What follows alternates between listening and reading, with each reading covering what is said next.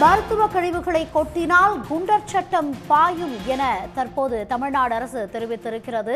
ஜூலை 8ஆம் தேதி முதல் சட்ட திருத்தம் அமலுக்கு வந்ததாகவும் தமிழ்நாடு அரசு அறிவிப்பு வெளியிட்டிருக்கிறது. கூடுதல் விவரங்களுடன் செய்தியாளர் கண்ணன் இணைகிறார். கண்ணன், விவரங்களை பதிவு செய்ய. நிச்சயமாக தமிழகத்தில் எல்லையோர மாவட்டங்களில் அண்டை மாநிலங்களில் இருந்து மருத்துவ கடைகளை கொட்டும் புகாரானது தொடர்ந்து வந்து கொண்டே இருந்தது. இது தொடர்பாக உச்சநீதிமன்றத்தில் உயர்நீதிமன்றத்தில் வழக்கும் தாக்கல் செய்யப்பட்டது.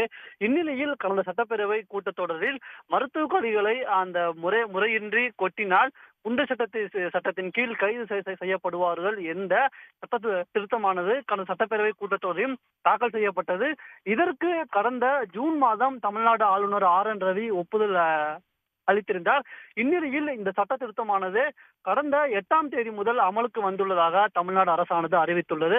அதன்படி பார்த்தோம் என்றால் இனிமேல் தமிழகத்தில், அதாவது அண்டை மாநிலங்களில் இருந்து தமிழகத்தில் உயிரி மருத்துவ கழிவுகளை கொட்டுபவர்கள் மற்றும் தமிழகத்திற்குள்ளே அந்த உயிரி மருத்துவ கழிவுகளை கொட்டுபவர்கள் மீது குண்டர் சட்டமானது பாயும் என்று தெரிவிக்கப்பட்டுள்ளது.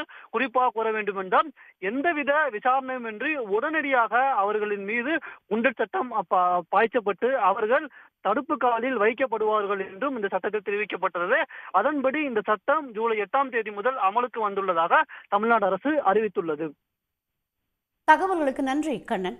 உடனுக்குடன் செய்திகளை தெரிந்து கொள்ள சன் நியூஸ் பெல் ஐகானை கிளிக் பண்ணுங்க.